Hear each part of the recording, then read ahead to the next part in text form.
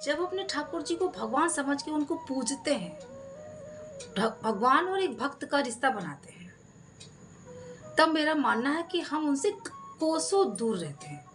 पर यदि उनसे हम सखा या अपने भ्राता या पुत्र या जो भी इतना घनिष्ठ संबंध जो होता है सांसारिक, वो रिश्ता यदि हम उनसे बना लेते हैं, तो मेरा मानना है कि हम उनके बहुत समीप हो जाते हैं और हमारी भक्ति सच में काम करने लगती है। पर यदि उन्हें हम भगवान समझ के उनके साथ बर्ताव करते हैं कि ऐसा करेंगे तो वो नाराज हो जाएंगे, वैसा करेंगे तो शायद वो उन्हें अच्छा नहीं लगा, ऐसा भोग लगाएंगे तो शायद वो पसंद नहीं करेंगे, उन्हें वो रुष्ट हो जाएंगे। पर यदि हम उन्हें अपना मित्र समझते हैं, अपना पुत्र समझते हैं और अपना भाई समझते हैं, या जो भी रिश्ता आपको पसंद हो वो रिश्ता हम उनसे बना लेते हैं, तो ठाकुर जी हमें सहज ही मिल जाते हैं और वो हमसे इतने समीप का रिश्ता हो जाता है कि जब हमारा संबंध इतना घनिष्ठ हो जाता है तो हमें वो सपने में दर्शन देते हैं, हमसे बातें करते हैं, अपनी इच्छा जाहिर करते हैं, और जैसा प्रेम हम उनसे करते हैं ठीक वैसा ही वो हमसे करने लगते हैं। एक छोटा सा अद्भुत सा प्रसंग सुनाते हैं हम आपको बहुत ही अच्छा लगेगा। आपने जो ठाकुर जी से संबंध बना लिया है वो संबंध आपका और घनिष्ठ हो जाएगा। चलिए दोस्तों, इस छोटे से प्रसंग को शुरू करते हैं। नाथक द्वार में श्री श्री वल्लभाचार्य जी के छोटे से ठाकुर जी थे, अर्चक ठाकुर जी, बिल्कुल अंगूठे के बराबर। जैसे हम सबके घर में लड्डू गोपाल होते हैं, ठाकुर जी का विग्रह होता है छोटा सा, वैसे ही श्री वल्लभाचार्य जी के अर्चक ठाकुर जी थे, नवनीत प्रिय जी, जो बिल्कुल अंगूठे के आकार के थे, बिल्कुल छोटे से नन्हे से, जो बहुत ही सुंदर थे। श्री वल्लभाचार्य जी के, जो श्रीनाथ जी के बिल्कुल ठीक बगल में श्रीनाथ जी का मंदिर था, और श्रीनाथ जी के बिल्कुल ठीक बगल में थे नवनीत प्रिय जी। नवनीत यानी मक्खन, जो प्रिय हो, मक्खन जो जिनको बहुत प्रिय होता है, नवनीत प्रिय जी, इसलिए उनका नाम नवनीत प्रिय जी हो जाए। उन्हें मक्खन बहुत ही पसंद था। एक अद्भुत प्रसंग कहते हैं, ठाकुर जी को मक्खन इतना पसंद था कि हमेशा उनको मक्खन का भोग जरूर लगता था। नवनीत प्रिय जी के, श्रीनाथ जी उनसे बड़े थे, पर नवनीत प्रिय जी छोटे से बिल्कुल अंगूठे के आकार के थे। जो नवनीत प्रिय श्रीनाथ जी को यदि 10 रोटियों का भोग लगता था और नवनीत प्रिय जी को तो उनको 20 रोटियों का भोग लगता था। यदि नवनीत प्रिय जी को श्रीनाथ जी से कम लगा तो उस दिन वो कहते वो नाराज हो जाते थे। और नाराज कैसे हो जाते थे? जो पंडित जी थे, जो उनकी सेवा में थे, या तो दीपक बुझ जाता था, या कोई चीज का नुकसान हो जाता था, या कुछ गिर जाता था, अपनी गुस्सा वो इस प्रकार से जाहिर करते थे नवनीत प्रिय जी। इसलिए श्रीनाथ जी से ज्यादा उनको रोटियों का भोग लगता था। कहते हैं वहां भोजन पधराने की एक पद्धति थी जो हजारों वर्षों से चली आ रही थी। हजारों वर्ष पुराने थे नवनीत प्रिय जी। वो ठाकुर जी आज के नहीं थे, श्री वल्लभाचार्य जी के जमाने के थे, बहुत हजारों वर्ष पूर्व के थे। एक पद्धति चली आ रही थी कि जो श्रीनाथ जी को भोजन विग्रह भोजन करते थे, उनके लिए थाली आती थी, पर नवनीत प्रिय जी स्वयं रसोई घर में जाकर वहां उनको पधरा दिया जाता, उनके लिए कोई थाली नहीं लगाई जाती, बस थाली रख दी जाती थी, और नवनीत प्रिय जी को जो पसंद आता था वो अपने पसंद का खाते थे। और पसंद भी कैसी? पहले उनके लिए मिष्ठान रखते थे, फिर पापड़ रखे जाते थे, भुजिया रखी जाती थी, पहले मीठा फिर नमकीन, फिर दाल चावल रोटी पूरी, जो भी उनकी इच्छा होती, 56 भोग, जो भी भोजन उनके लिए बनता था फिर वो खाते थे नन्हे सारे अंगूठे के बराबर, पर वो भोजन श्रीनाथ जी से ज्यादा करते थे। ये पद्धति हजारों वर्ष पुरानी और आज भी चली आ रही है। कहते हैं एक बार का किस्सा है, नवनीत प्रिय जी के और बाकी ठाकुरों के लिए वहां पे एक दिन कढ़ी का प्रसादी रखी गई, भोग लगा, और भोग में 56 भोग थे। 56 भोग में सबसे आगे कढ़ी रखी गई, और कढ़ी में क्या हुआ, उसके बगल में मिष्ठान रखा गया। फिर जैसे हर बार रखा जाता है मिष्ठान, कढ़ी, बाकी सारी चीजें, तो 56 भोग में कढ़ी थी और कढ़ी बगल में रखी हुई थी। नवनीत प्रिय जी को रसोई में पधरा दिया गया कि आप भोजन करें। 45 मिनट का भोजन करने के लिए क्रिया चलती है आज भी। ऐसा नहीं कि भोजन रख दिया, कुछ लोग क्या करते हैं कि भोजन रख दिया, बस थोड़ा सा रखा ही, बस तुरंत हटा दिया। हमारे नाटक द्वार में क्या होता है कि 45 मिनट तक ठाकुर का भोग लगता है। 45 मिनट तक कहते हैं ठाकुर जी भोग लगाते हैं, अच्छे से खा पी लेते हैं, बढ़िया पानी वानी पी लेते हैं, बढ़िया अपने मनपसंद जो भी खाना होता है खाते हैं। 45 मिनट तक आज भी वो प्रक्रिया चलती है, एक पद्धति सी बन गई है, पद्धति आज भी चलती आ रही है। तो ठीक वैसे ही हुआ, पंडित जी ने उन्हें रसोई में पधरा दिया और नन्हे से ठाकुर जी थे।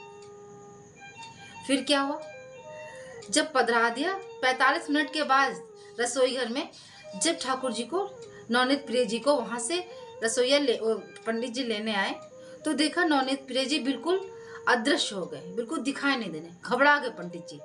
और उन्होंने बिल्कुल शोरगुल कर दिया कि नवनीत प्रिय जी गायब हो गए, नहीं मिल रहे हैं, ऐसी चर्चा होने लगी। तो सबने कहा कि भाई देखो नन्हे से ठाकुर है, ऐसे तो नहीं किसी सामग्री में गिर विर गए हो और ठाकुर जी मिल नहीं रहे। तो भाई क्या हुआ, कढ़ी रखी हुई थी, कढ़ी को बस छान के ढूंढना शुरू कर दिया, उसमें नन्हे से ठाकुर जी उसी में से निकले।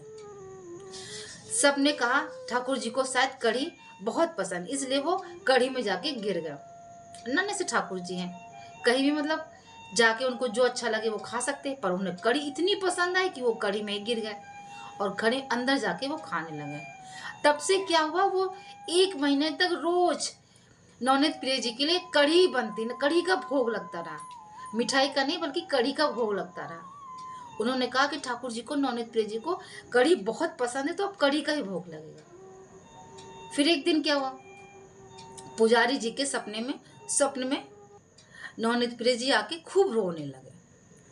तो भाई पंडित जी ने कहा, लाला क्यों रो रहे हो, जय जय क्यों रो रहे हो, क्या हो गया, कोई गलती हो गई मुझसे, कोई कष्ट है, मेरी वजह से आपको कोई कष्ट हुआ। नवनीत प्रिय जी ने कहा, मुझे भोग लगा रहे हो आप, कब से मुझे भोग नहीं लगाए हो। ठाकुर जी ने कहा, मैं कब से भूखा हूं, कब से आप मुझे भोग नहीं लगा रहे हो, आपने भोग लगाया।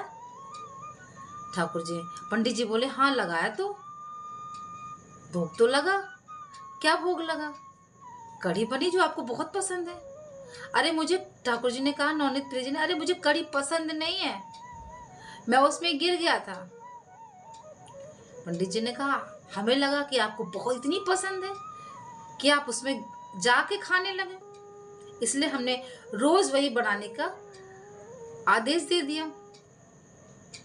तो नवनीत प्रिय जी ने, ठाकुर जी ने कहा, मुझे पसंद है पर इतनी भी नहीं, मैं मिठाई खाने जा रहा था और रास्ते में कढ़ी आ गई और मैं उसमें गिर गया। अब से कढ़ी बिल्कुल मत लगाइएगा, मैं मिष्ठान खाऊंगा।